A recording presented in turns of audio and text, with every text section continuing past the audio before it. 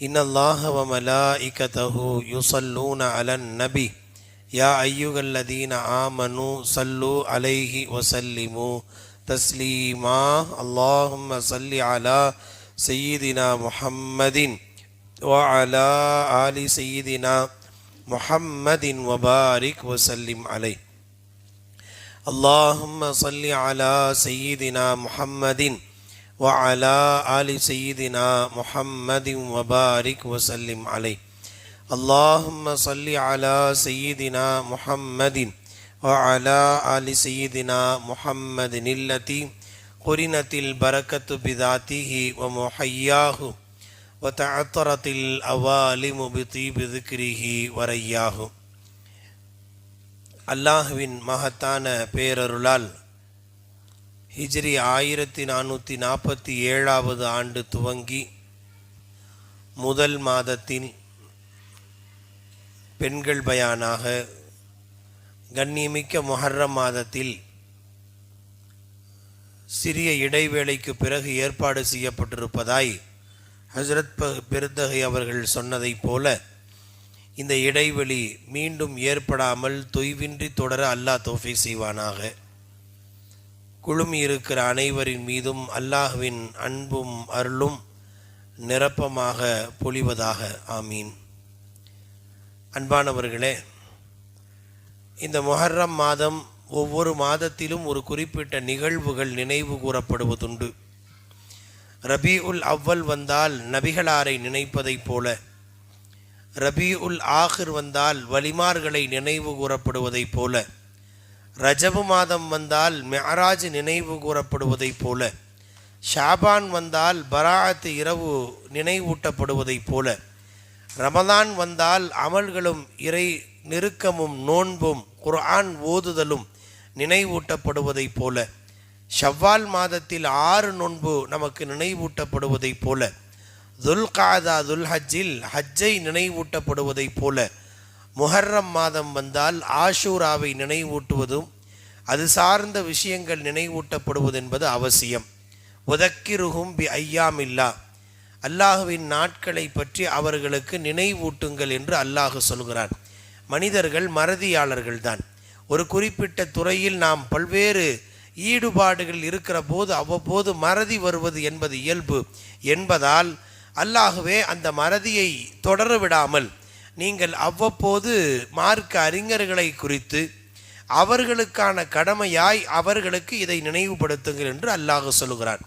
அந்த வரிசையில் ஒவ்வொரு மாதத்திலும் ஒரு குறிப்பிட்ட நினைவூட்டலை போல் ரிமைண்டர், எப்படி காலண்டரில் நம்முடைய கால்குலேட்டர் ஒவ்வொன்றிலையும் ரிமைண்டர் ஒன்று வச்சுருப்போம். அது அவ்வப்போது நினைவுபடுத்துவதற்காக இந்த தேதியில் இதை செய்யணும், அந்த தேதியில் அது செய்யணுங்கிற மாதிரி. முஹர்ரம் மாதத்தினுடைய ரிமைண்டர், நினைவுபடுத்தப்பட வேண்டிய முக்கியமான செய்தி முஹர்ரம் 10 ஆஷூராவுடைய நாள். இது குறித்து விரிவான விளக்கங்களை ஹசரத் அவர்கள் ஜும்ஆவில் பேசி இருப்பார்கள். நாம் எல்லாம் ஓரளவுக்கு கேட்டிருப்போம். வெளிமைக்கு இருக்கா, ஜும்மாவில் இல்லை, ஜும்மாவில் இருக்குது. தாய்மார்கள் ஓரளவுக்கு அதை உள்வாங்கியிருப்ப வாய்ப்பு இருக்கிறது. அல்லது இந்த வருகின்ற ஜும்ஆக்கள் ஆஷூராவை குறித்து விரிவாக சொல்லுவார்கள். வெறுமனே சம்பவங்களாக மட்டும் நிகழ்வுகளை நாம் பேசாமல் இங்கே வந்திருக்கிற ஆண்களை விடவும் பெண்களுக்கான செய்திகளாக, குறிப்பாய் நம்முடைய வாழ்க்கையினுடைய பிரச்சனைகளை எப்படி தீர்ப்பது என்பது குறித்து செய்திகளை சொல்ல வேண்டும் என்று பாவியான என்னுடைய இதயத்தில் அல்லாஹ் சில எண்ணங்களை இன்றைய மக்ரிப் தொழுகைக்கு பிறகு உதிக்கச் செய்தான். அது சார்ந்த சில செய்திகளை உங்களுடைய சிந்தனைக்கு அல்லாஹ் பாவியான என்னை சொல்ல வைப்பான், உங்களை கேட்க வைப்பான். அல்லாஹ் எதை சொல்ல வைக்கிறானோ, சீதேவிகிறான் உங்களை கேட்க வைக்கிறானோ அதன்படி நிரப்பமாய் அமல் செய்வதற்கு அல்லாஹ் தௌஃபீக் செய்வானாக. ஆஷூரா என்கிற நாள் எல்லா நபிமார்களின் வாழ்க்கையிலும் ஏற்பட்ட சோதனையிலிருந்து விடுபடுவதற்கு தேர்வு செய்யப்பட்ட நாள் என்று ஆய்ந்து அறிந்த செய்திகளை நாம் எல்லாம் கேள்விப்பட்டிருப்போம். ஆதம் அலைஹிஸ்ஸலாம் பாவ மன்னிப்பு கிடைத்த நாள், நூஹ் நபியினுடைய கப்பல் ஒதுங்கிய நாள், யூனுஸ் அலைஹிஸ்ஸலாத்து வஸ்ஸலாம் மீன் வயிற்றில் இருந்து வெளியிலே பாதுகாக்கப்பட்ட நாள், அய்யூப் அலைஹிஸ்ஸலாத்தினுடைய நோயில இருந்து விடுபட்ட நாள், எப்படி மூசா அலைஹிஸ்ஸலாத்து வஸ்ஸலாம் அவர்களும் சமூகத்தினும் ஃபிரௌனிடமிருந்து கடலை கறந்து அவர்கள் பாதுகாக்கப்பட்ட நாள், ஈசா அலைஹிஸ்ஸலாம் உயர்த்தப்பட்ட நாள், யூசுப் அலைஹிஸ்ஸலாம் கிணற்றில் இருந்து வெளியேற்றப்பட்ட நாள், சுலைமான் அலைஹிஸ்ஸலாத்திற்கு ஆட்சி அதிகாரம் வழங்கப்பட்ட நாள். எப்படி ஒவ்வொரு நபிமார்களின் வாழ்க்கையிலேயும் இந்த ஆஷூராவுக்கு ஏதோ ஒரு தொடர்பு இருக்கிறது, ஏதோ ஒரு தொடர்பு இருக்கிறது. தொடர்பு இல்லாத ஒரு நபி இல்லை. இப்போ ஒவ்வொரு நபி வாழ்க்கையிலையும் முஹர்ரம் 10 ஏதாவது ஒன்று நடந்திருக்கே. ஒவ்வொரு நபி வாழ்க்கையில் ஆதம் அலைஹிஸ்ஸலாத்திலிருந்து ஈசா அலைஹிஸ்ஸலாம் வரைக்கும் ஒவ்வொரு வாழ்க்கையிலையும் ஏதாவது ஒன்று நடந்திருக்கு. அப்போ ஸல்லல்லாஹு அலைஹி வஸல்லம் வாழ்க்கையில் எங்காவது முஹர்ரம் 10 அன்று ஏதாவது ஒரு குறிப்பிட்ட நிகழ்வு, ஒரு சோதனை நடந்து அதிலிருந்து நபி ஸல்லல்லாஹு அலைஹி வஸல்லத்திற்கு ஈடேற்றம் கிடைத்ததாக எங்காவது ஹதீஸிலோ அது சார்ந்த விஷயங்களை வரலாறுகளிலோ தேடி பார்த்தால் ஸல்லல்லாஹு அலைஹி வஸல்லம் வாழ்க்கையில் இல்லை. இது என்னங்க ஆச்சரியமாக இருக்குது. ஆஷூரா நாள் ஒரு பரக்கத் பொருந்திய நாள், எல்லா நபி வாழ்க்கையிலும் நடந்த சோதனையிலிருந்து விடுபட்ட நாள்.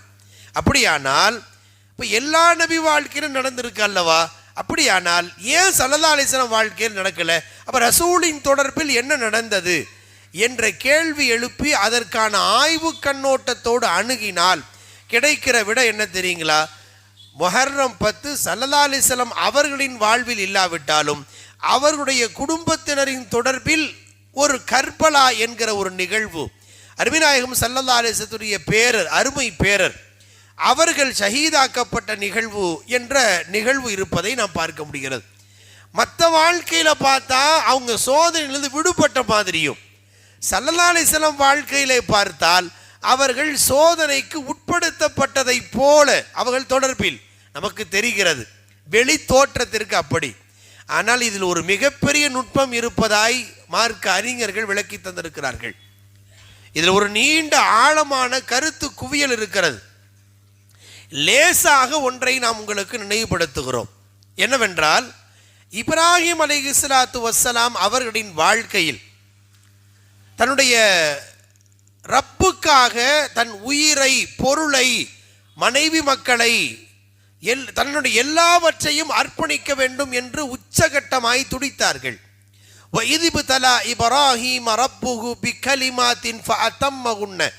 இப்ராஹிம் அலைஹிஸ்ஸலாத்தை நாம் ஒவ்வொரு கட்டத்திலையும் நம்ம சோதித்த போது ஒவ்வொன்றையும் அவங்க 100% அவர்கள் முழுமைப்படுத்தினார்கள். குர்ஆன் சொல்லக்கூடிய செய்தி. இப்போ இந்த எல்லா நிகழ்வுகளிலேயும் இப்படி இப்ராஹிம் அலைஹிஸ்ஸலாம் தன் ரப்புக்காக எதையாவது செய்யணும் என்று ஒரு பக்கம் துடிக்கிறார்கள். மறுபக்கம் நபி ஸல்லல்லாஹு அலைஹி வஸல்லம் அவர்களுடைய வாழ்க்கையினுடைய தகவலை குறித்து நாம் லேசாய் ஒரு தகவலை நாம் நினைவு கூர்ந்தாக வேண்டும். என்ன அப்படின்னா, ஸல்லல்லாஹு அலைஹி வஸல்லம் அவர்கள், அருமைநாயகம் ஸல்லல்லாஹு அலைஹி வஸல்லம் அவர்கள் தன்னுடைய பேரப்பிள்ளையின் மீது உச்சகட்டமான பிரியம் கொண்டு, நல்ல பிரியம் வச்சிருந்தாங்க. எந்த அளவுக்கு பிரியம் தெரியுங்களா? ஸல்லல்லாஹு அலைஹி வஸல்லம் தொழுகையிலே அவர்கள் தொழுது கொண்டிருக்கிற போது பேரப்பிள்ளை அவருடைய கழுத்தில் ஏறி அமர்வார். ஒரு தொழுகை, இஷாவுடைய தொழுகை நடந்து கொண்டிருக்கிறது. ஸல்லல்லாஹு அலைஹி வஸல்லம் சஜ்தாலே இருக்கிறாங்க, எல்லா சஹாபாக்கும் சஜ்தால இருக்கிறாங்க. ஏன் லேட் ஆச்சு சஜ்தால அப்படின்னா, ஒரு பேரப்புள்ள ஹுசைன் ரலியல்லாஹு கழுத்தில் போய் உட்கார்ந்துக்கிட்டாங்க, சின்ன புள்ள. அப்போ ஸல்லல்லாஹு அலைஹி வஸல்லம் அல்லாஹ்வோடு உரையாடி கொண்டிருக்கிற நேரம் அது. பேரப்பிள்ளை கழுத்தில் அமர்ந்ததற்காக சஜிதாவையே நீட்டுகிறார்கள். அந்த பேரப்பிள்ளையாக வெளியே எழுந்து செல்கிற வரை ஸல்லல்லாஹு சஜிதாலிருந்து தூக்கலை. எவ்வளவு அன்பு இருந்திருக்கும். இது ஒரு செய்தி. ஹுத்துபா ஓதும் போது நல்லா யோசிச்சு பாருங்க. ஹுத்துபா ஓதும் போது ஒருவர் இன்னொருவரோடு பேசக்கூடாது. அவ்வளவு முக்கியமான நேரம், தொழுகைக்கு நிகரானது. 4 ரக்காத்து லுஹர, 2 ரக்காத்து ஹுத்துபாவுடைய மக்காம் அந்தஸ்திலையும் 2 ரக்காத்து தொழுகையும் நமக்காக ஆக்கப்பட்டிருக்கு. அவ்வளவு முக்கியத்துவம் வாய்ந்த ஒரு விஷயம் ஹுத்துபா. அருமைநாயகம் ஸல்லல்லாஹு அலைஹி வஸல்லம் ஹுத்துபா ஓதி கொண்டிருக்கிற போது பேரர் ஹுசைன் நபி ஸல்லல்லாஹு அலைஹி வஸல்லம் சட்டையை போட்டு, சின்ன பிள்ளைங்க சில சமயத்தில் பெரியவங்க செருப்பு போட்டு வருவாங்க, பெரியவங்களுடைய ட்ரெஸ்ஸை மாட்டுக்குவாங்க இல்லையா, அது மாதிரி ஸல்லல்லாஹு அலைஹி வஸல்லத்தினுடைய ஆடையை அணிந்து கொண்டு தடுமாறி வருகிறார்கள். பார்த்தோன்னே ஸல்லல்லாஹு அலைஹி வஸல்லம் மிம்பரில் குத்துபா ஓதிட்டு இருக்கிற நேரம் கீழே இறங்கி வந்து அருமை பேரரை கீழே இறங்கி வந்து தூக்கிட்டு போய் மிம்பரில் உட்கார வச்சு குத்துபாவை தொடர்கிறார்கள். என்றால் எவ்வளவு பிரியம் இருந்திருக்கும். அருமைநாயகம் ஸல்லல்லாஹு அலைஹி வஸல்லம் தனது பேரரை எவ்வளவு நேசித்து இருக்கிறார்கள். இப்படிப்பட்ட பேர பிள்ளையின் மீதான பிரியம் ஒரு பக்கம் இருந்தது. இதை ஒன் சைடு வைங்க. இப்போ நபி ஸல்லல்லாஹு அலைஹி வஸல்லம் அவர்களுக்கு தன்னுடைய பேர பிள்ளைக்கு பின்னால் ஒரு சமயத்தில் இப்படி ஒரு கட்டத்தில் இவர்கள் ஷஹீதாக்கப்படுவார்கள் என்கிற ஒரு செய்தியை அல்லாஹு ஜல்லஷானஹு தஆலா அறிவிப்பு செஞ்சிட்டான்.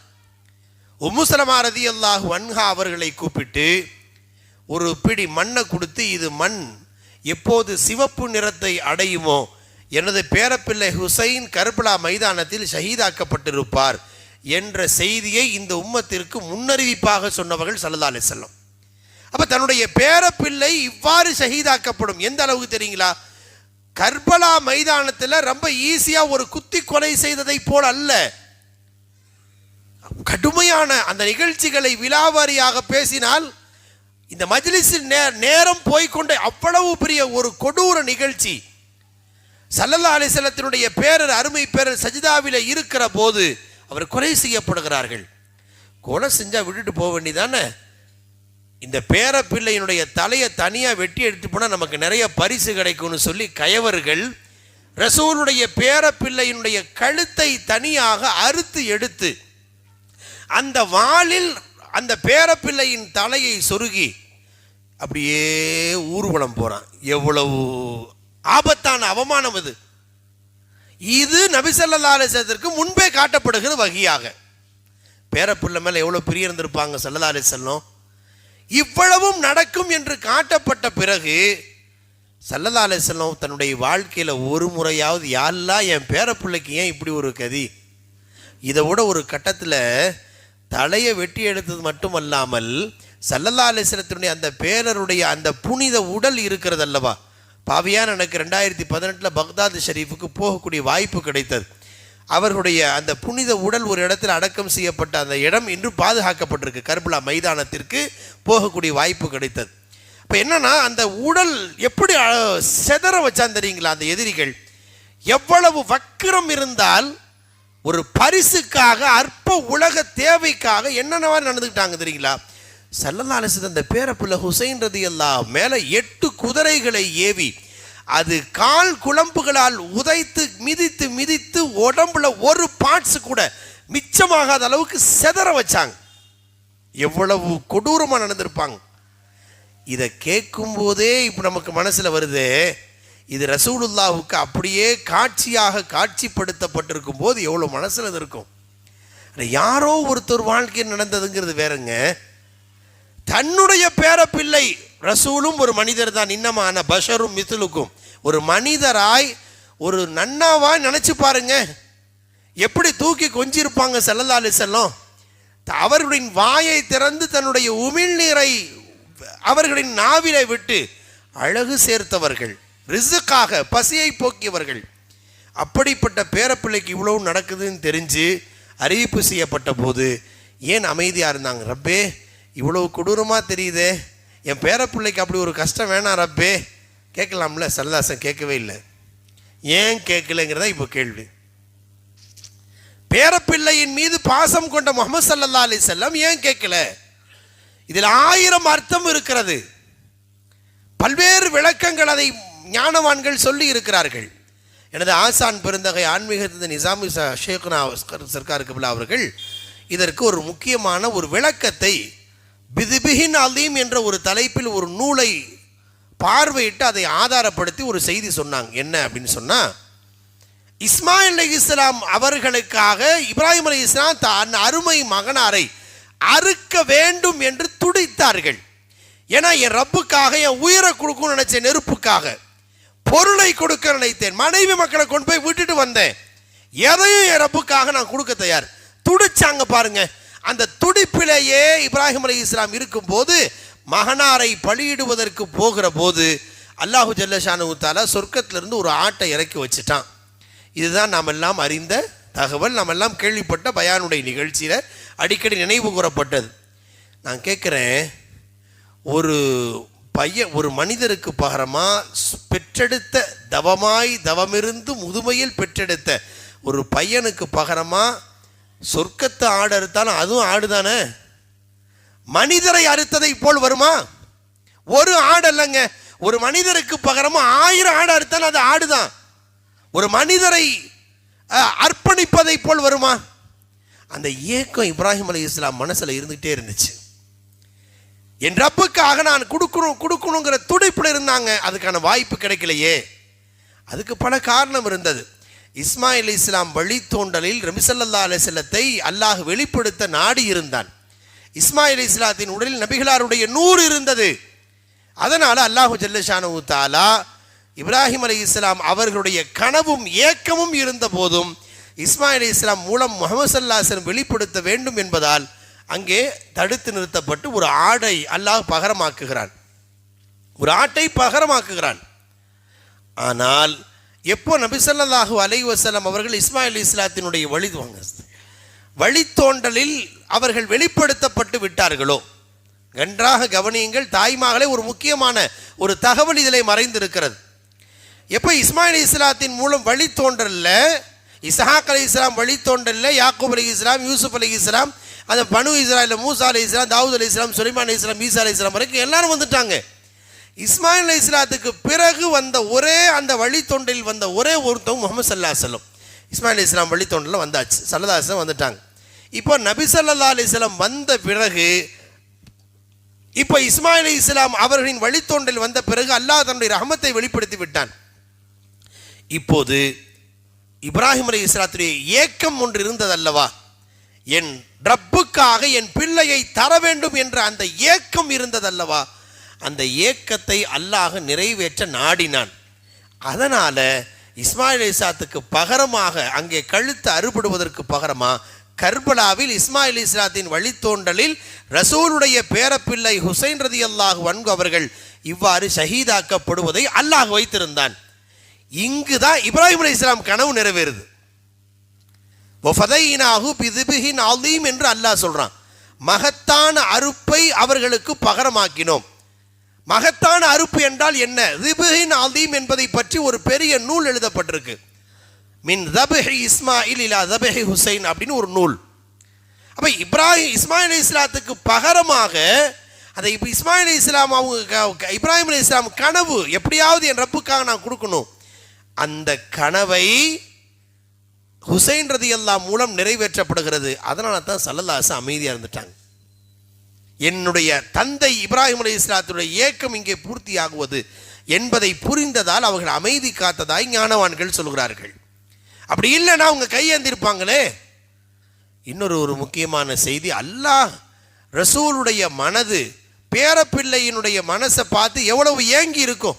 ஸல்லல்லாஹு அலைஹி வஸல்லம் மனசுல ஒரு சின்ன தடுமாற்றம் வந்திருந்தா, சின்ன சஞ்சலம் வந்திருந்தால் உடனே ஆயத்தை இறக்கியிருப்பானுங்க.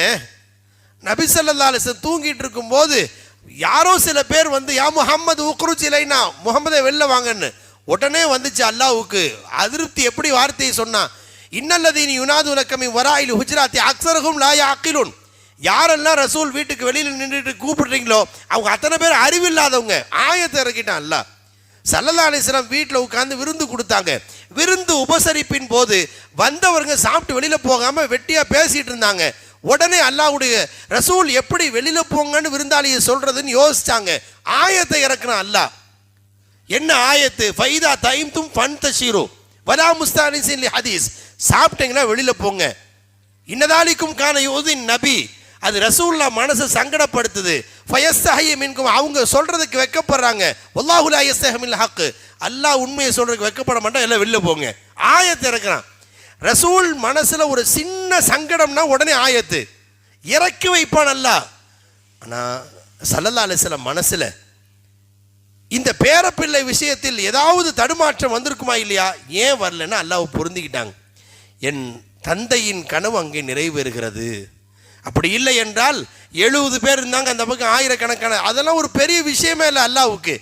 ஒரு காபாவை அபாபில் பறவை வைத்து காப்பாற்றி அல்லாஹ் ரசூலுக்காக ஒரு அபாபில் பறவை அனுப்பி வச்சிருக்க மாட்டானா? ஏன் இந்த மாதிரி நடக்குது என்றால் இங்கே அல்லாஹ்வை அவர்கள் மனதார பொருந்தி கொண்டார்கள். மனதார பொருந்தி கொண்டார்கள். இதுதாங்க இந்த உலகத்தில் ஆகச்சிறந்த விஷயம். ரிதுவானும் மினல்லாஹி அக்பர். அல்லாஹ் அக்பர் என்ற வார்த்தையை ஒரு நல்ல விஷயத்திற்காக 3 இடங்களில் அல்லாஹ் பயன்படுத்தி இருக்கிறான். அல்லாஹு அக்பர், அல்லாஹ் மிக பெரியவன். வல திக்ருல்லாஹி அக்பர், அல்லாஹ்வை நினைச்சு பார்க்கறது, திக்ரு செய்யறது பெரியது. ஒரு ரிதுவானு மினல்லாஹி அக்பர், அல்லாஹ்வை பொருந்தி கொள்வது என்பது ஆக பெரிது என்று அல்லாஹ் சொல்கிறான். இதுதாங்க நம்மள்கிட்ட வராது அவ்வளோ சீக்கிரம். ரொம்ப ஈஸியாக நம்ம சொல்லலாம் அல்லாஹ்வை பொருந்தி கொள்றதுன்னு.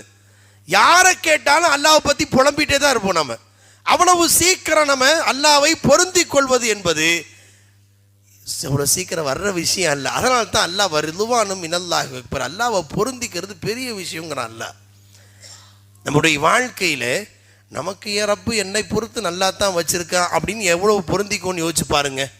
நம்மளை விட ஒரு ஸ்டேஜுக்கு மேலே போனால் அங்கே பாரு அவங்க காட்டிலெல்லாம் மழை பொழியுது, நான் தஹஜத்தெல்லாம் தொழுகிறேன், ஃபஜ்ர் தொழுது இஷ்ராக் தொழுது தான் வீட்டுக்கு வர்றேன். அவன் வாரத்தில் ஒரு நாள் தான் ஜும்மா தொழுகிறான், அவன் காட்டில் மழை பெய்யுது பாரு எப்படியெல்லாம் கொட்டுது. ஏதோ பணம் மரம் வச்சுருப்பானோ. நம்ம எவ்வளோ கஷ்டம் எவ்வளோ அழுதாலும் இதே மாத சம்பளம் 5000 20,000 ஓடுதே நம்ம பொழப்பு. என்னத்தை சொல்ல இப்படின்னு நம்ம புலம்புறோம். வாயால் சொல்லாவிட்டாலும் உள்ளுக்குள் சைத்தான் அப்படி ஊசலாட்டத்தை உண்டாக்குறான். ஒவ்வொரு மனிதரின் வாழ்க்கையிலும் பொருத்தி பார்த்தால் அவங்க அவர்கள் எல்லையில் இருந்து பொருந்தி கொடுக்கிறார்கள் என்றால் பொருந்திக்கிறதே இல்லை. அன்பானவர்களே, அல்லாஹ் யார் யாரை எந்த நிலையில் வைக்க வேண்டும் என்று முடிவு செய்திருக்கிறான், நிர்ணயம் செய்திருக்கிறான், அதுதான் நிகழ்ந்தேறும். அதை மனதார பொருந்தி கொள்வது என்பது அவசியம். என்னை பொறுத்து என் ரப்பு இவ்வாறு வைத்திருப்பதை விரும்புகிறான், நான் பொருந்தி கொள்கிறேன். அந்த ஸ்டேஜுக்கு நம்ம வந்துடணுமே தவிர அவன் பாரு நாம் முதல் சஃப்பில் மோதினாருக்கு பக்கத்தில் நிற்கிறோம், காலம் பூரா நம்ம இவ்வளோ தொழுதும் ஒன்றும் ஆகலையே, அவன் பார்த்தா ஹராமில் போகிறான், அவன் பாட்டு மேலே போயிட்டே இருக்கான். இந்த பேச்சு நமக்கு தேவையில்லை, இந்த சிந்தனை நமக்கு தேவையற்றது. என்னத்தை செஞ்சாலும் என்ன ஆகிட போகுதுங்க. இங்கே பாருங்க, ஒரு மனுஷன் ஏசியில் தூங்குறாங்க, இன்னொருத்தன் மரத்தடி நிழலில் தூங்குறான்னு வச்சுக்கோங்க. 2 பேருமே ஏசியில் தூங்குறவன் ஏசியில் தூங்குறேங்கிற நினப்பு எவ்வளோ நேரத்துக்கு இருக்கும்? அவன் தூக்கம் வர்ற 5-10 நிமிஷம் வரைக்கும் தான் நான் ஏசியில் தூங்குறேன்னு நினைப்புறோம். அதே மாதிரி மரத்தடி நிழலில் தூங்குறான் பாருங்க, மரத்தடி நிழலில் தூங்குறவனுக்கும் நான் மரத்தடி நிழலில் படுத்திருக்கேங்கிற சிந்தனை எப்போ வரைக்கும் வரும் தெரியுங்களா? அவனுக்கு அந்த ஒரு 10 நிமிஷம் அந்த தூக்கம் வர்ற வரைக்கும் தான். தூங்கினதுக்கு பிறகு அவன் தூக்கமும் இவன் தூக்கம் ஒன்று தான், தன்னிலை மறந்த தூக்கம் இல்லையா? 2 ஒன்று தான். நாம் அந்த உணர்வுகளை நம் மனதுக்குள்ளே நாம் தயார்படுத்தி ஆசுவாசப்படுத்தி பழகி கொள்ள வேண்டும். பிரியாணி சாப்பிட்றணும், பழைய சோறு சாப்பிட்றவனும் நீங்கள் பிரியாணி எடுத்து வாயில் வச்சு அப்படியே என்ன ருசியாக நீங்கள் ஆம்பூர் பிரியாணி, தம் பிரியாணி, ஹைதராபாத் பிரியாணி என்ன சாப்பிட்டாலும் அது எவ்வளோ நேரத்துக்கு நான் பிரியாணி சாப்பிட்றேங்கிற உணர்வு எவ்வளோ நேரத்துக்கு இருக்க போகுது? அது தொண்டை குழியை தாண்டுற வரைக்கும் தான். பழைய சோறு சாப்பிட்றவனுக்கும் அது பழைய சோறு சாப்பிட்றேங்கிற உணர்வு எவ்வளோ நேரத்துக்கு இருக்க போகுது? தொண்டை குழியை தாண்டுற வரைக்கும் தான்.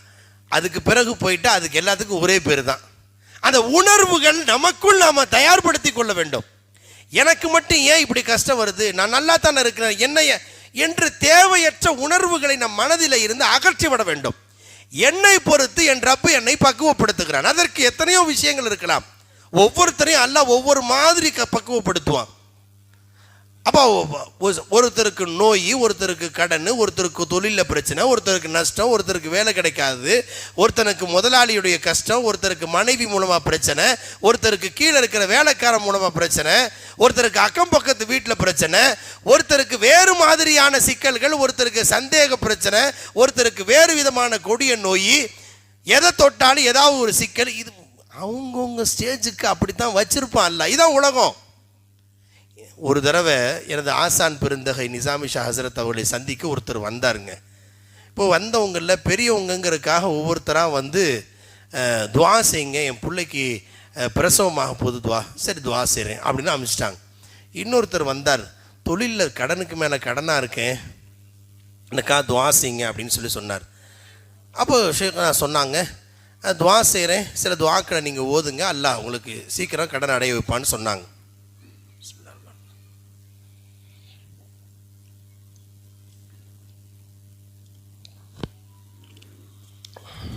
அடுத்து ஒருத்தர் வந்தார், வித்தியாசமாக சொன்னார். ஒவ்வொருத்தரும் உங்கள் கஷ்டத்தை சொன்னாங்க. என் தரப்பு நானும் துவா செய்கிறேன், நீங்களும் துவா செய்யுங்க. துவா யாருடைய துவாவை கொண்டு அல்லாஹ் யாருக்கு மாற்ற தருவான்னு தெரியாது, துவா செய்கிறேன்னு சொல்லி அமைச்சிட்டேன். ஒருத்தர் வந்தார் உள்ள, அப்போ கேட்டார் வித்தியாசமாக ஒரு கேள்வி, வாழ்க்கையில் கஷ்டம் வந்துக்கிட்டே இருக்கு ஹஸ்ரத், அதனால் கஷ்டமே வராமல் இருக்கிறதுக்கு ஏதாவது ஒரு வழி சொல்லுங்க அப்படின்னு கேட்டார். கஷ்டமே வராமல் இருக்கிறதுக்கு வழி சொல்லுங்க அப்படின்ட்டார்.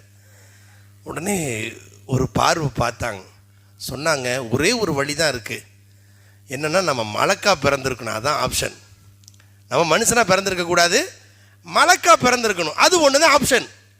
மலக்கா பிறந்திருந்தா அவங்களுக்கு மாதம் வாடகை கொடுக்கணுங்க பிரச்சனை இல்லை, டேக்ஸு கட்டணும் பிரச்சனை இல்லை, கடனை அடைக்கணுங்கிற பிரச்சனை இல்லை, பிள்ளைக்கு பிரசவத்தை பற்றி பிரச்சனை இல்லை, 4 பேருக்கு பதில் சொல்லணும்னு பிரச்சனை இல்லை, அவருக்கு நோய் நொடிக்கு ஆஸ்பத்திரிக்கு போகணும், சுகர் வந்துடுச்சு தினமும் மாத்திரை கண்டிப்பாக சாப்பிடணுங்கிற பிரச்சனை இல்லை, ஏதாவது பெட்ரோல் விலை ஏறிடுச்சுன்னு பிரச்சனை இல்லை, தங்கம் விலை கிடுகிடு உயர்வு பிரச்சனை இல்லை, எதுவும் பிரச்சனை இல்லை. யாருக்கு? மலக்குக்கு. இந்த பிரச்சனை இல்லாமல் கஷ்டமே இல்லாமல் வாழணும்னா நம்ம மலக்கா பிறந்திருக்கணும். எப்போ மனுஷனாக பிறந்துட்டோமோ அது கஷ்டம் வரத்தான் செய்யும். அதான் மனித வாழ்க்கை. வலக்கது கலக்கனல் இன்சான ஃபி கபது என்று அல்லாஹ்வே சொல்லிட்டான். எந்த அளவுக்கு மனிதனின் படைப்பை பற்றி அல்லாஹ் சொல்கிறான். அந்த ஆயத்தின் தொடக்கத்தை யோசிச்சு பாருங்க. ஒரு விஷயத்தை உறுதிப்படுத்துவதற்கு அல்லாஹ் சத்தியமிட்டு சொல்லுவான். அதாவது ஒரு சத்தியம் எப்போ செய்வோம்? அதாவது ஒரு விஷயத்தை நம்புறதுக்கு டவுட் வந்தால், சந்தேகம் வந்தால் சத்தியமாக சொல்கிறேன் அப்போ தான் சத்தியம் செய்வோம். படைத்த ரப்பு நமக்கு சத்தியம் சொல்லணும்னு அவசியம் என்ன இருக்குது? அவன் சொன்னால் நம்ம ஏற்றுக்கணும். ஆமன்து பில்லாஹி வ மலாயிகத்தி வ குதுபிஹி, அவ்வளோதான், நம்பித்தான் ஆகணும். ஆனால் அந்த ரப்பு நம் மீது கொண்டிருக்கிற கருணையினால இன்னும் கொஞ்சம் சத்தியம் செய்ய. எதன் மீது சத்தியம் செய்கிறான் பாருங்க. லா உக்ஸிமு பிஹாதல் பலத், இந்த புனித பூமியின் மீது சத்தியமாக. வ அன்த ஹில்லும் பிஹாதல் பலத், இந்த பூமியில் நீங்கள் வசிக்கிறீங்க அந்த புனித பூமியின் மீது சத்தியமாக. வ வாலிதின் வ வா வலது, உங்கள் பெற்றோருங்கிற பட்டியலில் எவ்வளோ பேர் இருக்காங்களோ, வலதுங்கிற பட்டியலில் சந்ததிகள் எவ்வளோ பேர் இருக்கு, அத்தனை பேர் மேலே சத்தியமா. நாயகமே உங்கள் மேல் வழி தொடர், உங்களுக்கு கீழ் வழி எல்லாத்து மேலேயும் சத்தியம் பண்ணுறேன். என்ன இப்படி 3 சத்தியம் பண்ணுறானே, என்ன முக்கியமான ஒரு விஷயத்தை சொல்ல போகிறான் அப்படின்னு அடுத்த வசனத்தை வார்த்தையை படித்து பார்த்தா, லகது கலக்குனல் இன்சான ஃபி கபத், மனிதனை நான் கஷ்டத்தில் தான் படைத்திருக்கிறோம்னு அல்லாஹ்வே திட்டவட்டமாக சொல்லிட்டான். ஒவ்வொருத்தருக்கும் ஒவ்வொரு மாதிரி கஷ்டங்கள் வந்தே தீரும். முகத்துக்கு கஃன் வர வரைக்கும் கஷ்டம் வர்றது கன்ஃபார்ம். இதை நாம் நம்ம மனதிலே முதல்ல ஏற்றிக்கணும். கஷ்டமே வராமல் வாழவே முடியாது. இப்போ சொன்னாங்க, அவருக்கு ஒரு வார்த்தை சொன்னாங்க. அதாவது நீங்கள் சொல்கிறது எப்படி தெரியுமா இருக்குது, எங்கள் வீட்டில் ஒரு பாத்ரூம் இருக்குது, பாத்ரூமில் ஒரே வாடை, அதனால் வாடையாக இருக்குது அப்படிங்கிறதுக்காக வீட்டில் பாத்ரூமை இடிச்சிட முடியுமா? வீடுன்னு இருந்தால் ஒரு பாத்ரூம் தேவை, பாத்ரூம் இருந்தால் வாடை வரத்தான் செய்யும். வாடை வருதுங்கிறதுக்காக பாத்ரூமே இல்லாமல் ஆக்க முடியாதே. அது என்ன செய்வோம்? அது ஏதாவது பெனாயில் ஊற்றி வைப்போம், அல்லது ப்ரெஸ்னரை வைப்போம், ஏதாவது ஒன்று வச்சு வாடை தெரியாமல் இருக்கிறதுக்கு தான் வழி செய்ய முடியுமே தவிர, வாடை எடுக்குங்கிறதுக்காக பாத்ரூமே இல்லாமல் வீடு கட்ட முடியாது. அதுபோல் நம்முடைய வாழ்க்கையில் கஷ்டங்கள் கட்டாயம் வந்துக்கிட்டே தான் இருக்கும். கஷ்டமே இல்லாமல் இருப்பதற்கு வழியை தேட முடியாது. அப்படி உலகத்தில் எந்த நபியும் வரல, எந்த மனிதரும் வரல. உலகத்தில் கஷ்டம் இல்லாமல் வாழ வேண்டும் என்றால் அப்படி முகமது ஸல்லல்லாஹு ஒரு சான்ஸ் அல்லாஹ் கொடுத்துருப்பான். கஷ்டத்தின் உச்சத்தில் சோதிக்கப்பட்டவர்கள் முகமது ஸல்லல்லாஹு அலைஹி வஸல்லம் மட்டும்தான், இல்லையா? அப்போ கஷ்டம் வரத்தான் செய்யும். ஆனால் வலி தெரியாமல் இருக்கிறதுக்கு பெயின் கில்லர் போடுறோம் பாருங்க, பெயின் கில்லர் டேப்லெட். அது என்னன்னா, அந்த வலியே இல்லை, வலி தெரியாமல் ஆக்கும், வலியை போக்காது, வலி தெரியாமல் இருக்கும். எப்படி வாடை வராமல் இருக்கிறதுக்கு ஏதாவது ஒன்று ஊற்றி ஏதாவது அத்தனை நறுமணங்களை பூசி வை, அது மாதிரி கஷ்டம் வந்துகிட்டே தான் இருக்கும். கஷ்டத்தை கஷ்டமாக தெரியாமல் ஆக்குவதற்கு ஒரு ஆப்ஷன் இருக்குது. அதை நபி ஸல்லல்லாஹு அலைஹி வஸல்லம் இந்த உம்மத்துக்கு பல கோணங்களில் நமக்கு வலியுறுத்தியிருக்கிறார்கள், காட்டி தந்திருக்கிறார்கள். அது சார்ந்த சில செய்திகளை மட்டும் நாம் நினைவுபடுத்துகிறோம் இந்த ஆஷூராவுடைய தினத்தை ஒட்டி. எல்லா நபியும் யோசிச்சு பாருங்க. ஒரு நபிக்கு எதிரியுடைய தொல்லை, ஒரு நபிக்கு வேறு மாதிரி, ஒரு நபிக்கு நோய், ஒரு நபிக்கு உடன் இருந்தவர்களெல்லாம் சேர்ந்து சூழ்ச்சி. அவங்கவுங்க ஸ்டேஜில் கஷ்டம் வரத்தான் செஞ்சுருக்கு, இல்லையா? ஸல்லல்லாஹு அலைஹி வஸல்லம் அவர்களை விட உச்சகட்டமான கஷ்டத்தை அனுபவித்த ஒரு நபியை நம்ம நினச்சி பார்க்க முடியுமா? மா ஊதிய நபியின் மிஸ்லமா ஊதித்து, ஸல்லல்லாஹு அலைஹி வஸல்லம் சொல்லிட்டாங்க, என்னை போல் சித்திரவதை செய்யப்பட்டவர்கள் இந்த உலகத்தில் வேறு எந்த நபியும் இல்லைன்ட்டாங்க. ரசூலே சொன்ன பிறகு நம்ம என்ன சொல்ல? உலகத்தில் ஒவ்வொரு மனிதருக்கும் என்ன ஆசை இருக்குங்க? பிறந்த உடனே ஒரு தகப்பன் தான் பிள்ளைய பார்க்கணுன்னு ஆசை இருக்கும் பாருங்க. அந்த ஆசையே ரசூல் வாழ்க்கையில் இல்லையே. பிறப்பதற்கு முன்பாகவே தகப்பனை அல்லாஹ் அழைத்து கொண்டானே. பெத்த தாய்க்கு அவங்க மனசுல பிறந்து வளர்ந்து ஆளாக்கி அப்படின்னு ஒரு ஆசை இருக்கும் பாருங்க. 6 வயசுல ஆமீனா அம்மாவை அல்லாஹ் கூப்பிட்டானே. அந்த எல்லையில இருந்து நம்மளை அப்படி லேசா பொருத்தி பாருங்க. ஒரு தாயும் இல்லை, தந்தையின் அரவணைப்பு இல்லை. அப்படி வளரும் போது எனக்கு அம்மாவும் இல்லை அத்தாவும் இல்லைன்னு சொல்லி ரசூலும் ஒரு மனிதர் தானே. அந்த ஸ்டேஜ்ல இருந்து யோசிச்சு பாருங்க. என்ன மாதிரி ஏக்கம் இருக்கும். அவங்க யார்கிட்ட போய் சொல்லியிருப்பாங்க. 8 வயசுல அப்துல் முத்தலிப் பாட்டனாரையும் அல்லாஹ் அழைச்சுக்கிறான். அந்த ஸ்டேஜ்ல இருந்து கொஞ்சம் லேசா மனக்கண் முன்னால் மைண்ட் மேப்ல கொண்டு வந்து நிறுத்தி பாருங்களேன். தன் கஷ்டத்தை போய் யார்கிட்ட சொல்ல முடியுங்க. என்ன மாதிரி ஏக்கம் அது. நினைத்தாலே நெஞ்சம் பதறுகிறதே. அதை கடந்து வளர்ந்து வளர்ந்து ஆளாகி அதுக்கு பிறகு நபி ஸல்லல்லாஹு அலைஹி வஸல்லம் வாழ்க்கையில் சரி இப்போ தான் யத்தீமாக இருந்தாங்க, அனாதையாக. ஒவ்வொரு யத்தீமுடைய வாழ்க்கைங்கிறது அது ஒன்றும் ஈஸியான விஷயம் இல்லைங்க. தன்னுடைய கஷ்ட நஷ்டத்தை போய் யார்கிட்ட ஷேர் பண்ணுவாங்க. என்னத்தான் நீங்கள் கார்டியன் வச்சுருந்தாலும், எவ்வளவுதான் நீங்கள் எவ்வளவு பொறுப்பு எடுத்துக்கொண்டாலும், ஒரு யத்தீமுடைய உணர்வுகளை அதை புரிந்து கொள்வது என்பது ஒரு மிகப்பெரிய ஒரு ஆச்சரியமான விஷயம். பாவியான் நான் 2 யத்தீம்களை பெண்களை பொறுப்பெடுத்து வளர்த்து ஆளாக்கக்கூடிய பொறுப்பு அல்லாஹ் கொடுத்துருந்தான், வாய்ப்பை கொடுத்தான். அவர்கள் அந்த யத்தீமான உணர்வு இருக்கு பாருங்க. வெளியில சொல்ல முடியாமல் தவித்ததை எல்லாம் நான் நினைத்து நினைத்து கண்ணீர் சிந்தி இருக்கிறேன். அது அப்படி ஒரு வாழ்க்கை. அது அத்தாவும் இல்லை அம்மாவும் இல்லைன்னு சொன்னா. ஸல்லல்லாஹு அலைஹி வஸல்லம் இந்த ஸ்டேஜில் இருந்து வளர்ந்து ஆளாகி அதுக்கு பிறகு கதீஜா ரலியல்லாஹு அன்ஹாவுடைய திருமணம். சரி அதுக்கு பிறகு சரி நல்ல லைஃப்பில் செட்டில்டு ஆயிட்டாங்க அப்படின்னு நினைக்கிற மாதிரி இருந்துச்சா? அதுக்கு பிறகு எவ்வளவு சிரமங்கள். அல்லாஹு அக்பர். நபித்துவம் வெளிப்படுத்தப்பட்ட பிறகு அவங்களுக்கு ஏற்பட்ட துன்பங்கள் கொஞ்சமா நஞ்சமா யோசிச்சு பாருங்க. 3 வருஷம் கொண்டு போய் ஷுஐப் அபூ தாலிபில் போட்ட போது ரசூலின் வாழ்க்கையில் என்ன மாதிரி சிரமம் வந்திருக்கும். நான் இதை நினைவுபடுத்துவதன் நோக்கம், ரசூல் ஸல்லல்லாஹு அலைஹி வஸல்லம் வாழ்க்கையில் சரி மக்காவில் தான் இவ்வளோ சித்திரவதை பண்ணுறானே, சரி மதீனாவுக்கு போய் ஒரு நல்ல வாழ்க்கை, ஒரு மன அமைதியான வாழ்க்கை கிடைத்ததா என்று பார்த்தா அதுக்கு பிறகு ஆரம்பித்து பத்ரு, உஹது, கந்தக்கு, மக்கா, ஹுதைபியா, ஒவ்வொரு போர். ரசூல் ஸல்லல்லாஹு அலைஹி வஸல்லம் அவங்க மதீனாவில் வாழ்ந்த 10 வருஷத்தில் அட்டன் பண்ண போர் எத்தனை தெரியுங்களா? 63 போர். 63 போர். அதில் நேரடியாக ரசூலை தளபதியாக பொறுப்பேற்று போன போர் 23 போர் வரலாறு சொல்கிறது. சின்ன போருக்கு சிரியா அப்படின்னு பேரு. பெரிய பெரிய போர்களுக்கு கஸ்வா என்று பெயர். இமாம் புகாரி ரஹிமஹுல்லா கிதாபுல் கஸ்வா இதை பற்றி விரிவாக எழுதியிருக்கிறார்கள். யோசிச்சு பாருங்க. 63 போரை 10 வருஷத்துல ரசூல் ஸல்லல்லாஹு அலைஹி வஸல்லம் அட்டன் பண்ணியிருக்கிறாங்க. அப்போ மனைவி எப்படி கவனிச்சிருப்பாங்க? குடும்பத்தோட எப்படி டைம் ஸ்பெண்ட் பண்ணியிருப்பாங்க? ஒரு போர்னா காலையில் போயிட்டு சாயந்தரம் வர்ற போர் அல்ல. ஒவ்வொரு போருக்கும் 15 நாள் 20 நாள் பிரயாணம் பண்ணணும். அப்போ எப்படி தூங்கியிருப்பாங்க? எப்படி மனைவி? யோசிச்சாலே புரியவும் முடியல. ஹந்தக் போரின் போது உம்மு சலமா ரலியல்லாஹு அன்ஹா சொல்றாங்க, என்னுடைய கூடாரத்தில் டென்ட்டில் தான் ஸல்லல்லாஹு அலைஹி வஸல்லம் தங்கி இருந்தார்கள். வந்தாங்க, திடீர்னு அந்த குழியிலே சப்தம் கேட்கிறதுன்னு போனாங்க.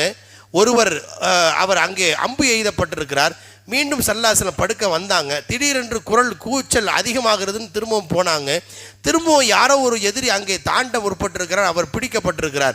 அடுத்து ரசூல் ஸல்லல்லாஹு அலைஹி வஸல்லம் வந்து படுக்க வந்தாங்க. திரும்ப எந்திரிச்சு போனாங்க. ஒரு இரவில் 33 முறை எந்திரிச்சு போனாங்க. ஸல்லல்லாஹு அலைஹி வஸல்லம் தூங்கியிருப்பாங்களா? இது என்ன மாதிரி சிரமம் யோசிச்சு பாருங்க. ஒரு பிரம்மாண்டமான ஒரு சோதனை களமாகவே ரசூலின் வாழ்க்கை மாறி இருக்கிறது. இது வெளிநிலையில இருந்து யோசிச்சு பார்த்தா அல்லாஹு அக்பர். நபி ஸல்லல்லாஹு அலைஹி வஸல்லம் ஒட்டுமொத்த வாழ்க்கையும் சோதனை களம். சோதனை சோதனை சோதனை தான் வாழ்க்கை என்றால் பூமியில் தாங்காதுன்னு சொல்லிட்டு இருக்கானே கவிஞர்கள் பேசுறாங்களே. என்ன மாதிரி அல்லாஹ் ரசூலின் வாழ்க்கையை அல்லாஹ் வைத்திருந்தான். இது எதற்காக சொல்லப்படுதுன்னு சொன்னா, ஒவ்வொரு நபியும் எந்த சோதனையோ கஷ்டமோ சிரமமோ இல்லாமல் லைஃப் ஸ்டைலை அமைக்கலை. அவங்கவுங்க தரப்புல. இன்னொரு விஷயம் தெரியுங்களா? கஷ்டம் வந்தால் தாங்க அல்லாஹ்வை அதிகமாக நினைப்போம் அப்படிங்கிறது சிஸ்டம். வரன் தஜிதலி சுன்னத்தில்லாஹி தபுதீலா. அல்லாஹுடைய இந்த சுன்னத்திற்கு மாற்றம் கிடையாது. நல்லா யோசனை செஞ்சு பாருங்க. நோய் வீட்டில் குடும்பத்தில் யாருக்கும் நோய் நொடி இல்லை, வியாபாரம் நல்லா பறக்கத்தாக வருமானம் வந்துட்டுருக்கு, ஒரு கடன் பிரச்சனை இல்லை, வாடகை பிரச்சனை இல்லை, பிள்ளைங்க நல்லா படிக்கிறாங்க, வேறு ஏதாவது நோயினுடைய மற்றக்கு அக்கம் பக்கத்து சிக்கல் பிக்கல் எதுவுமே இல்லை. பிள்ளைங்க போய் நல்லபடியாக வாழ்ந்துட்டுருக்குறாங்க. எல்லாருக்கும் குழந்தை பாக்கியம் கிடச்சி எல்லாம் சந்தோஷமாக இருக்கிறோன்னு வைங்களேன். அந்த தொழுகையிலோ அந்த துஆவிலோ ஒரு லைஃப் இருக்காது. துஆவில் அழுகை வராது. திடீர்னு போன பிள்ளைய கொண்டு போய் டாக்டர்கிட்ட போய் காமிச்சோம். 2 நாளாக தொடர்ந்து காய்ச்சலாக இருக்குது அப்படின்னு போய் காமிச்சோம். சார் இது ரொம்ப சிவியராக தெரியுது, இருந்தாலும் இது ஒரு கால், இது நிமோனியா காய்ச்சலாக கூட இருக்கலாம், டெங்கு காய்ச்சலாக இருக்கலாம், விட்டால் நீங்கள் மூத்து வரைக்கும் போயிடும், இருந்தாலும் நீங்கள் பிளட் டெஸ்ட் பண்ணிவிடுங்கன்னு இன்னும் கன்ஃபார்ம் பண்ணல. இப்படி சொல்லிட்டான்னு வைங்க, ஒரு டாக்டரு சொல்லிட்டான்னு வைங்க, அன்னைக்கு நைட்டு நமக்கு தூக்கம் வராது. அச்சோ பிள்ளைக்கு என்ன இப்படி சொல்லிட்டாங்க. அன்னைக்கு தஹஜ்ஜத் கண்டிப்பாக தொழுதுருவோம். அன்னைக்கு யாருக்காவது ஃபோன் பண்ணி துஆ செய்யுங்கன்னு சொல்லுவோம். என் பிள்ளைக்கு சரியாயிடுச்சுன்னா 3 நாள் நோன்பு வைக்கிறேன்னு சொல்லுவோம். இதெல்லாம் செய்வோமா இல்லையா? அப்போ ஒரு டாக்டர் என்ன கன்ஃபார்ம் பண்ணல, இருக்கலாம், டெங்கு காய்ச்சலாக இருக்கலாம், நிமோனியா காய்ச்சலாக இருக்கலாம், டெஸ்ட் எடுத்து பார்த்துங்கன்னு சொல்லிட்டார். அவ்வளோதான். நம்மையே அறியாமலேயே நமக்காக அல்லாஹ்விடத்தில் கூடுதலாக அழ வேண்டும், கெஞ்ச வேண்டும் என்ற உணர்வு ஏற்படுகிறது அல்லவா? அப்போ கஷ்டங்கள் தான் நமக்கு அல்லாஹ்வோடு அதிக தொடர்பை ஏற்படுத்துவதற்கு ஒரு சூழலை அமைத்து தருகிறது. எனது சகோதரி பிரசவத்துக்காக அட்மிட் ஆகி குழந்தை பிறந்துருச்சு. அப்போ நான் அங்கே போயிருக்கிறேன். போன இடத்துல மகளுக்கு அந்த தங்கச்சியுடைய பிள்ளைக்காக பாங்கு சொல்லி துஆ செஞ்சுட்டு வெளியில் வர்றேன். பக்கத்து வார்டில் இருந்த இன்னொரு இஸ்லாமிய சகோதரர் என்னை கூப்பிட்டார். ஹசரத் என் பிள்ளைக்கு கொஞ்சம் பாங்கு சொல்லுங்களேன். சரி பாங்கு சொல்லியாச்சு, வெளியில் வந்தாச்சு. வந்த உடனே ஒரு மிக அபாயமான ஒரு வார்த்தை சொன்னார். என்ன சொன்னார் தெரியுங்களா? அல்லாஹ் 5 வருஷம் கழித்து இப்போ தான் கண்ணை திறந்துருக்கான் ஹசரத் அப்படிங்கிறார். அல்லாஹ் 5 வருஷம் கழித்து இப்போ தான் கண்ணை, இஸ்தோஃபிருல்லா, என்ன வார்த்தை சொல்கிறீங்க? நீங்கள் சொன்ன வார்த்தை ஈமானே பறிச்சிரும். இந்த மாதிரி வார்த்தை சொல்லக்கூடாது. இல்லை ஹசரத், அவர் திரும்ப சொல்கிறார். இல்லை ஹசரத், 5 வருஷம் கழித்து இப்போ தான் அல்லாஹ் கண்ணை திறந்துருக்கான். திரும்ப எங்க சொல்லக்கூடாதுங்கன்னு திரும்ப சொல்கிறீங்க, என்ன நடந்துச்சுன்னு கேட்டேன். அப்போ சொல்கிறார், கல்யாணம் முடித்து 6 வருஷம் ஆச்சு, நானும் குழந்தை பாக்கியத்துக்காக என்னென்னமோ முயற்சி செஞ்சேன். இப்போ தான் 5 வருஷம் கழித்து, அதாவது முதல்ல 1 வருஷம் அது எதிர்பார்ப்பில் போயிடுச்சு, இப்போ தான் 5 வருஷம் கழித்து எனக்கு முயற்சிக்கு பிறகு குழந்தை கிடச்சிருக்கு. 5 வருஷம் கழித்து குழந்தை கிடச்சிருக்கு, 5 வருஷம் கண்ணை திறக்கலையேன்னு கேட்குறீங்களே. 5 வருஷம் கண்ணை திறக்கணும்னா நீங்கள் துன்யாவிலேருந்து என்றோ அகற்றப்பட்டிருப்பீர்கள். அல்லாஹ் கண்ணை திறந்தான் இருக்கான். இன்னஹு ஹுவ ஸமீஉல் பஸீர், அவன் பார்த்துக்கிட்டு தான் இருக்கான், கேட்டுட்டு தான் இருக்கிறான். உங்களை பொறுத்து நீங்கள் இப்படிப்பட்ட வார்த்தை சொல்கிறது தப்பு, இது குஃப்ருடைய வார்த்தை, ஏதோ தெரியாதனமாக சொல்லிட்டீங்க, தயவு செஞ்சு நீங்கள் தௌபா செய்யணும், ஈமானை புதுப்பிக்கணும் என்று சில சட்டங்கள் அப்புறம் சொன்னோம்.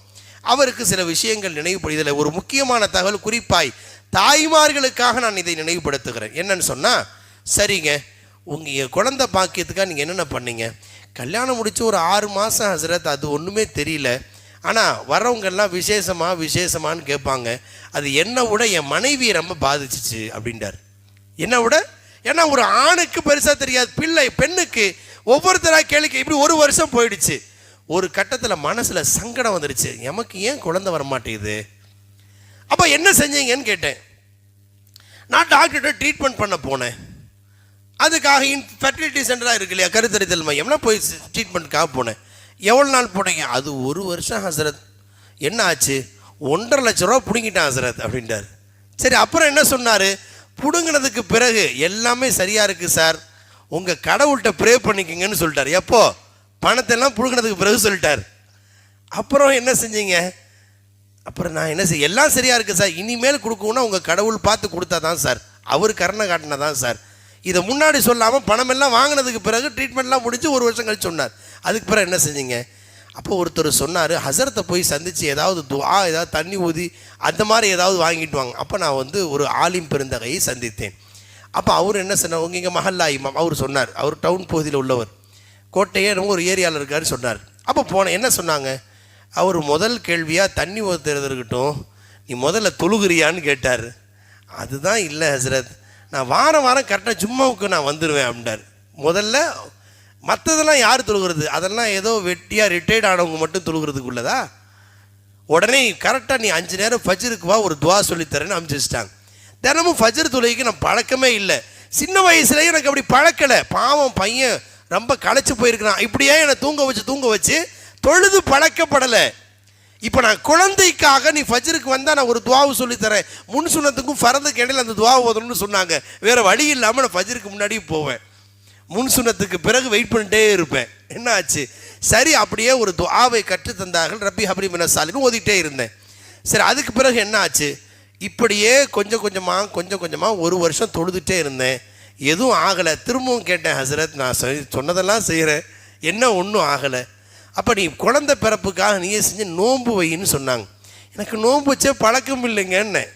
ஏன்னா ஸ்கூல் படிக்கிற காலத்து பையன் பாவம் பிடி பீரியடு அங்கெல்லாம் போய் களைச்சி போயிடுவான்னு நோன்பு வச்சு எங்கள் அம்மா பழக்கலை. ரொம்ப செல்லம் காட்டிட்டு நான் இப்படியே பழகிட்டேன் நோன்பு வச்சு. இப்போ உங்களுக்கு புள்ள வேணுமா வேணாமா, குழந்தைக்கு நோன்பு வைங்க நியத் பண்ணி அப்படின்ட்டார். சரி, 2 நாள் 3 நாள் கஷ்டமாக இருந்துச்சு. இப்போ பழகிட்டேன். நான் அடிக்கடி மாதம் 3 நாள் குழந்தை பாக்கியத்தான் நோன்பு வச்சேன். இப்போ போன வருஷம் தான் ரம்ஜான் நோம்பு 30 நோம்பு ஃபஸ்ட்டு வச்சுருக்கிறேன். எனக்கு 28 வயசாச்சு சொல்கிறார். சரி, அப்புறம் என்ன செஞ்சீங்க? இப்படியே ஒரு 1.5 வருஷம் போயிடுச்சு. அதுக்கு பிறகு குழந்தைக்காக நீங்கள் செஞ்சு வாரம் ஒரு 10 மிஸ்கினுக்கு சாப்பாடு கொடுங்கன்னு சொன்னார். சதக்கா செய், ஏதாவது சதக்கா செய், ஒன்று காசாக கொடு அல்லது சாப்பாடாக கொடு. நான் குழந்தை பாக்கியம் கிடைக்கணும்னு மிஸ்கின்களுடைய துவாவை எதிர்பார்த்து நான் கொடுத்துக்கிட்டே இருந்தேன். அப்புறம் என்ன ஆயிடுச்சு, ஒரு 50-60,000 ரூபா சதக்கா செஞ்சுட்டேன் ஹசரத். இதுக்கெல்லாம் பிறகு இப்போ அல்லாஹ்வுடைய கிருபையினால் குழந்தை கிடச்சிருச்சுன்னு சொன்னார். இப்போ நான் திரும்ப அவரை பார்த்து அடுத்த கேள்வி, இந்த குழந்தை கல்யாணம் முடித்து 2-3 மாதத்தில் விசேஷம்னு எல்லாம் எதிர்பார்த்து குழந்தை கிடச்சிருந்தா நீங்கள் தொழுகையாளியாக மாறி இருப்பீங்களா? கண்டிப்பாக இல்லை ஹசரத். சரி, நோன்பாளியா, இவ்வளவு காலம் விட்டு போன நோன்பாளியா, பிள்ளை பேருக்காக நோன்பு வச்சு நோன்பாளியா மாறிட்டீங்க இல்லையா, நோன்பு வச்சு பழகிட்டீங்க இல்லையா, அப்போது கிடைத்திருந்தால் நீங்கள் நோன்பாளியாக மாறி இருப்பீர்களா? கண்டிப்பாக இல்லை. இப்போது நீங்கள் சதக்கா செஞ்சு பழகினீங்களே, இத்தனை மிஸ்கினுடைய துஆ கிடைச்சே, அது முன்னாடி கிடைச்சது கண்டிப்பாக செஞ்சிருக்க மாட்டேன் ஹசரத். நான் கஞ்சத்தனமாக தான் நான் இருந்திருந்தேன் அப்படின்னு அவர் சொன்னார். இப்போ 5 வருஷம் தாமதப்படுத்துறது உங்களை மெச்சூரிட்டி ஆக்கிறதுக்கு, உங்களை பக்குவப்படுத்துவதற்கு. என்னை பொறுத்து, நம்மை பொறுத்து நாம் என்ன நினைக்கிறோம், அல்லாஹ் கண்ணை திறக்கல, நவுதுபில்லா, அப்படி அல்ல. என்னை அல்லாஹ் பக்குவப்படுத்துகிறான். அதற்கு சில காலங்களை, அவகாசங்களை அல்லாஹ் ஏற்படுத்துகிறான். நாம் அந்த பார்வையிலே பார்க்க வேண்டும். எடுத்த எடுப்பில் நான் இவ்வளவு தொழுது ஓதி, சில பேர் அப்படி சர்வ சாதாரணமாக, நானும் முதல் சப்பட தான் நிற்கிறேன், நான் தஹஜ்ஜத்லாம் தொழுகிறேன், இவ்வளவு தொழுது ஓதி எனக்கு எதுவுமே கிடைக்கலையே, அவன் பாரு தொழுகாதவனுக்குலாம் அல்லாஹ் வாரி கொடுக்குறான், எனக்கு மட்டும் இப்படி. நவுதுபில்லா மின்ஹு. அல்லாஹ்வை பற்றிய தப்பெண்ணம் மிகப்பெரிய ஆபத்து, நம் ஈமானை பாதித்து விடும். என்னை பொறுத்து என் ரப்பு நல்லா தான் வச்சிருக்கான், அப்படித்தான் நம்ம நினைக்கணும். லா யமூத்தன்ன அஹதுக்கும் இல்லா வஹுவ யுஹ்ஸினு ظن பில்லாஹ். அல்லாஹ் மேலே தப்பெண்ணத்தோட மூத்தா போகாதீங்கிறாங்க ஸல்லல்லாஹு அலைஹி வஸல்லம். கடைசியாக வஃபாத்துடைய கடைசி பொழுதில் செய்த உபதேசங்கள், முக்கியமான உபதேசம், அல்லாஹ் மேலே மட்டும் தப்பெண்ண வைக்காதீங்க. நமக்கு ஏற்படுகிற அந்த சிரமங்கள் பல காரணங்கள் இருக்கலாம். ஒரு தெரியுங்களா, நமக்கு இப்போ திடீர்னு கிளைமேட்டு மாறுது, திடீர்னு மழை பொழியுது, எதிர்பார்க்காம சளி காய்ச்சல் வந்துடுது. அது காய்ச்சல் வந்துடுச்சு, ஒரு நாள் ஃபுல்லாக சாப்பாடு சாப்பிட முடியல, பொருள் எதை குடித்தாலும் கசப்பாகுது, எதை ரொட்டியை சாப்பிட்டாலும் சோறை சாப்பிட்டாலும் கசப்பாக இருக்குது. ஒரு நைட் ஃபுல்லாக அணத்திக்கிட்டே தூங்கிட்டோம்.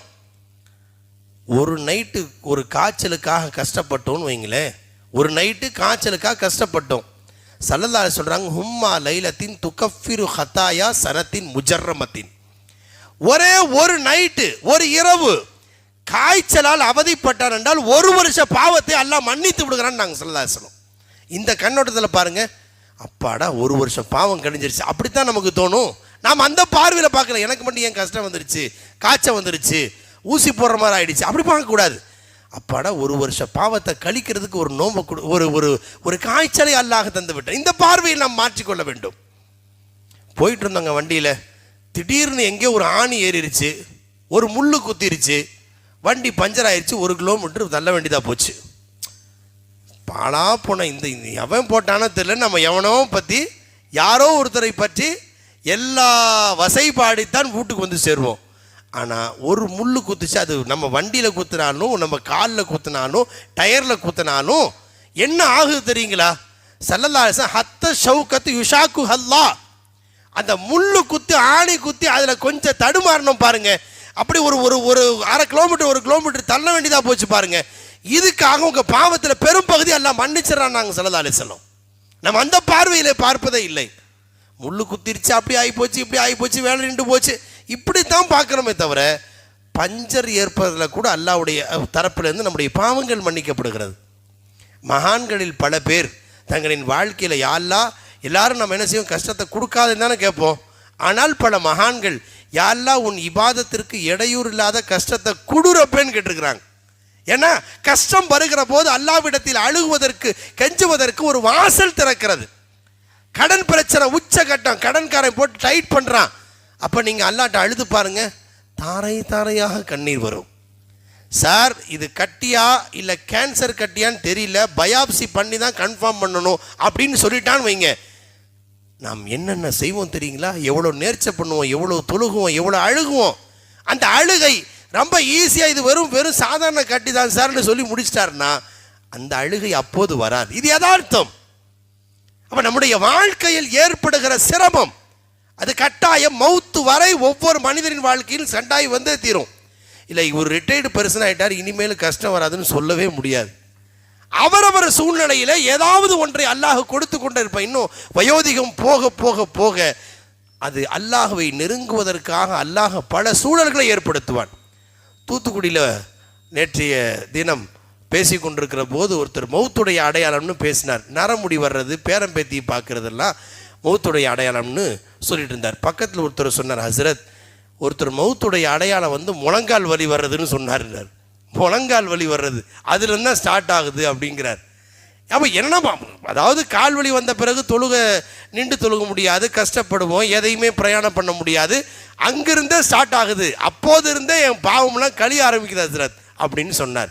நான் நினைவுபடுத்துகிற செய்தி என்னவென்றால், மனித வாழ்க்கையில் தாயின் கற்பத்தில இருந்து வெளிவந்த நாளில இருந்து வஃபாத்து வரை ஒவ்வொரு மனிதரின் வாழ்க்கையிலும் சிரமங்கள் தவிர்க்க முடியாத அம்சம். அது நோயாக இருக்கலாம், கடன் பிரச்சனையாக இருக்கலாம், வேலை வாய்ப்பு கிடைக்காமையாக இருக்கலாம், குடும்ப பிரச்சனையாக இருக்கலாம், வேறு ஏதாவது சிக்கல்களாக இருக்கலாம். அது அவரவரின் தரத்திற்கு ஏற்றாற் போல் அல்லாஹ் தருவான்.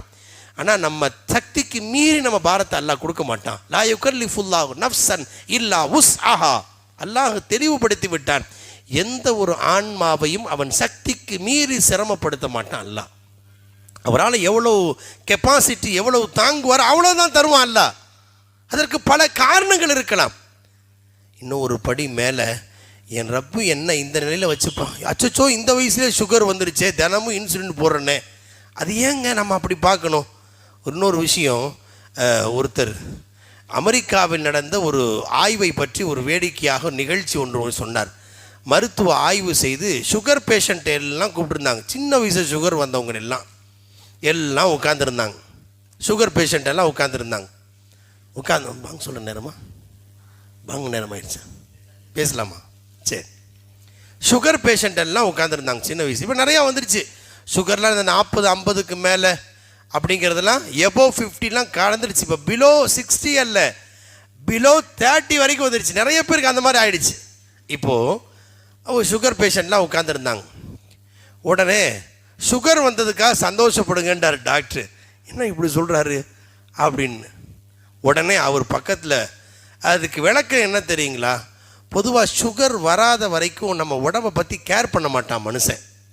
கண்டது கடிதுன்னு எதையாவது உள்ள, இன்றைக்கெல்லாம் இந்த நொறுக்கு தீனி கலாச்சாரம், ஃபாஸ்ட் ஃபுட்டு கலாச்சாரம், கசாமுசான்னு சாப்பிட்றது.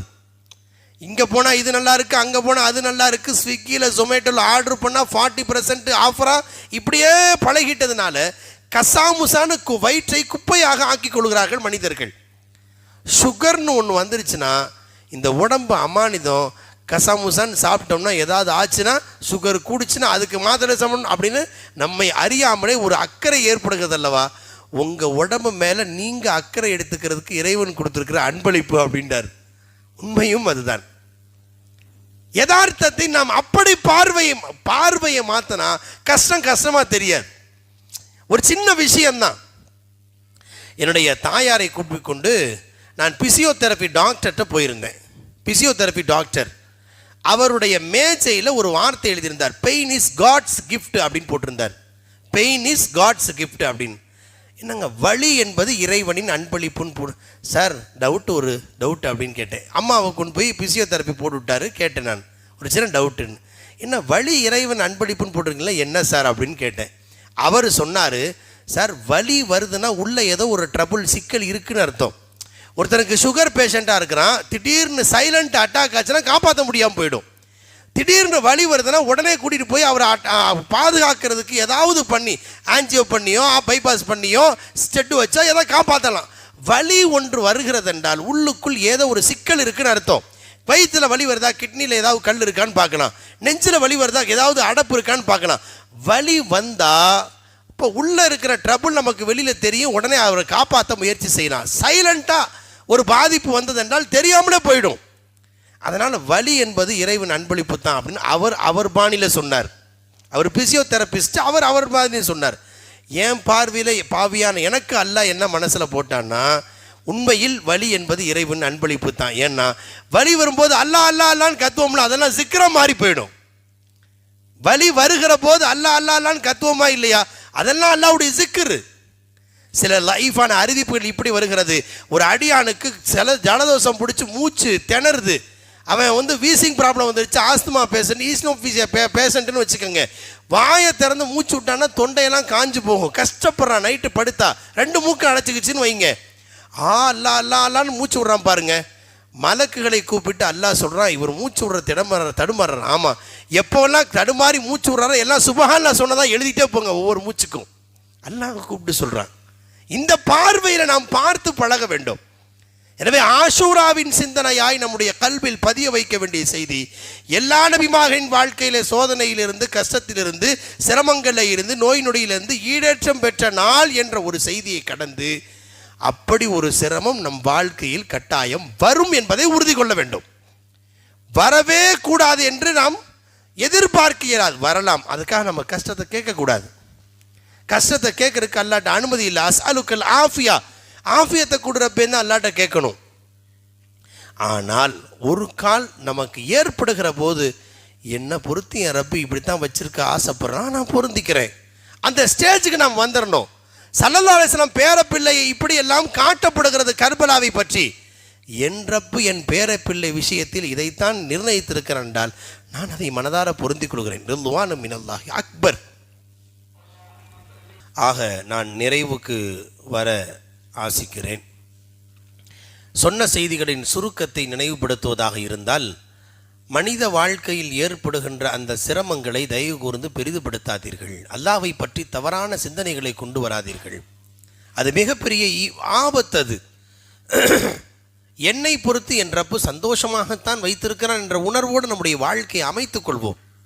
சில சிரமங்கள் ஒவ்வொருத்தருடைய ஸ்டேஜ். ஒருத்தருக்கு நோய் வந்திருக்கலாம், என்ன நமக்கு என்ன அய்யூப் அலைஹிஸ்ஸலாம் மாதிரியா நோய் வந்துருச்சு, அப்படி நம்முடைய மனதை பக்குவப்படுத்த வேண்டும்.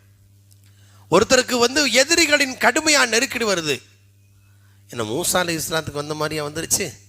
கூட இருக்கிறவங்க எல்லாம் நம்மளை போட்டு கடுமையாக அவமானப்படுத்துகிறாங்க. பனு இஸ்ராயல் படுத்தா அது அவமானமாக உங்களுக்கு வந்துருச்சு. அப்படி நம்முடைய மனதை பக்குவப்படுத்த வேண்டும். ஒவ்வொரு மனிதரின் வாழ்க்கையிலும், நபிமார்கள் வாழ்க்கையில் நடந்த நிகழ்வெல்லாம் குர்ஆனில் எதுக்கு அல்லாஹ் சொல்கிறான்? அது ஏதோ ஒரு ஹிஸ்ட்ரி மாதிரி வரலாற்று கதைகளைப் போல் படித்து செல்வதற்கா? குர்ஆன் ஒரு செய்தியை சொல்லுகிறதென்றால் அதுபோல் உங்கள் வாழ்க்கை நிகழ்கிற போது அதை ஒப்பிட்டு பார்த்து உங்களின் ஈமானை சரி செய்து கொள்வதற்காகத்தான் அல்லாஹ் சொல்கிறான். இன்ன ஃபீ ஸாலிக லذிக்ரா லிஉலில் அல்பாப். அறிவுடையோருக்கு படிப்பினை இருக்கிறது என்று குர்ஆனில் ஒவ்வொரு நிகழ்ச்சியை சொல்லிட்டு அல்லாஹ் இதை சொல்கிறான். ஆக பெருமக்களே, ஒரு கஷ்டம் வருகிற போது பின்னால் கிடைக்க போகிற வெகுமதியை நினைத்தால் அந்த கஷ்டம் கஷ்டமாக தெரியாது. எனது ஆன்மீக ஆசான் பெருந்தகை நிசாம் ஷா ஹஸ்ரத் அவர்கள் ஒரு உதாரணம் சொன்னாங்க. தாய்மார்களே இதை கொஞ்சம் கவனித்து கேளுங்க. ஒவ்வொரு தாயும் தன் பிள்ளைக்கு கஷ்டம் வரணும்னு நினைப்பாங்களா? கட்டி கொடுத்த புள்ள போன இடத்துல நல்லா கஷ்டப்படணும்னு எந்த தாயாவது நினைப்பாங்களா? நல்லா வழி வரணும்னு நினைப்பாங்களா?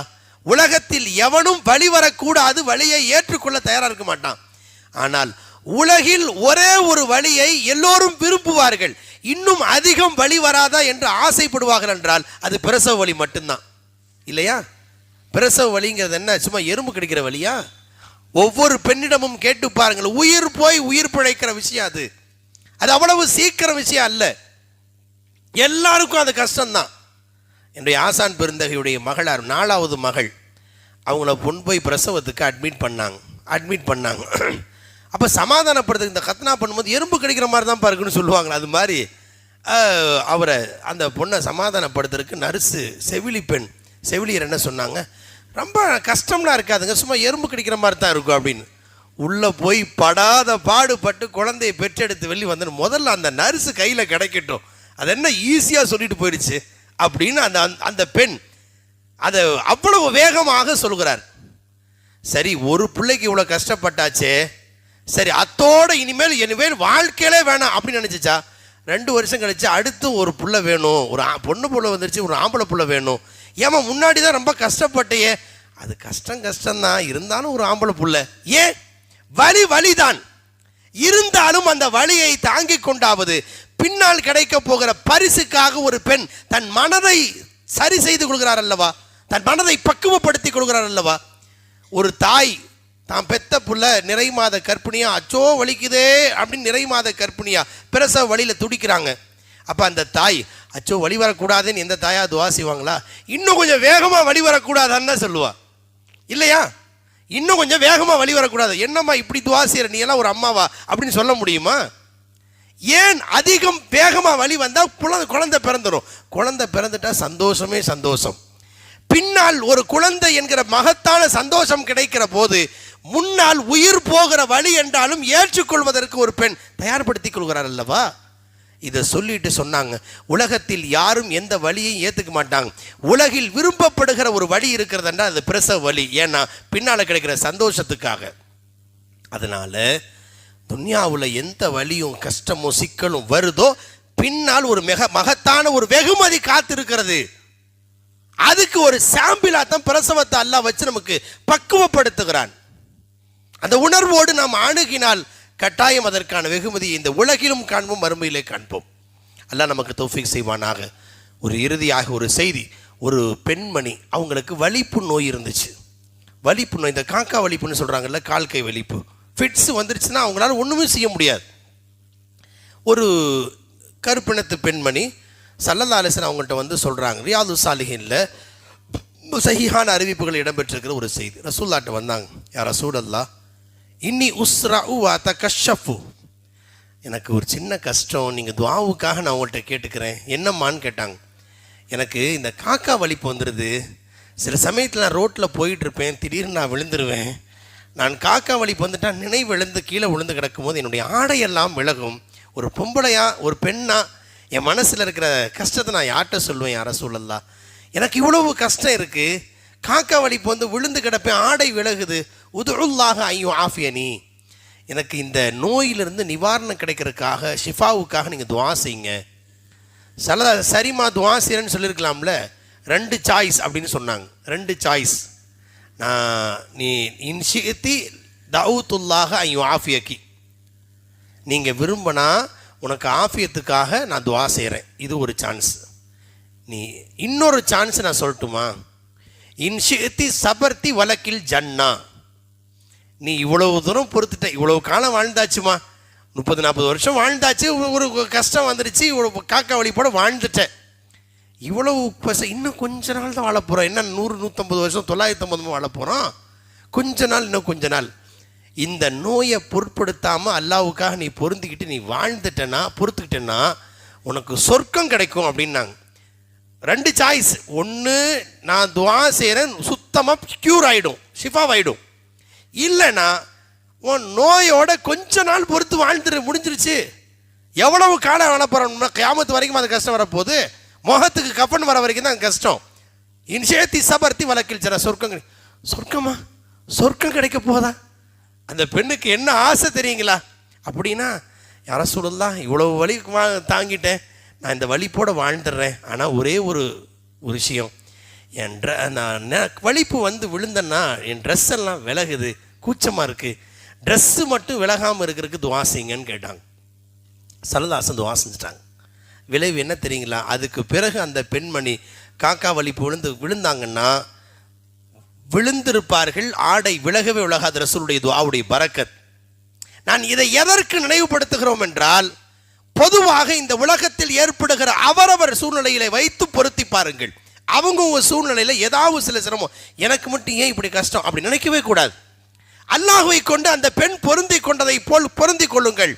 எப்படி பிரசவத்தில் பின்னால் கிடைக்கிற சந்தோஷத்திற்காக முன்னால் வலியை ஏற்றுக்கொள்கிறோமோ அதுபோல் இந்த உலகத்தில் ஏற்படக்கூடிய ஒவ்வொரு சிரமத்திற்கும் ஒரு மகத்தான கூலி காத்திருக்கிறது.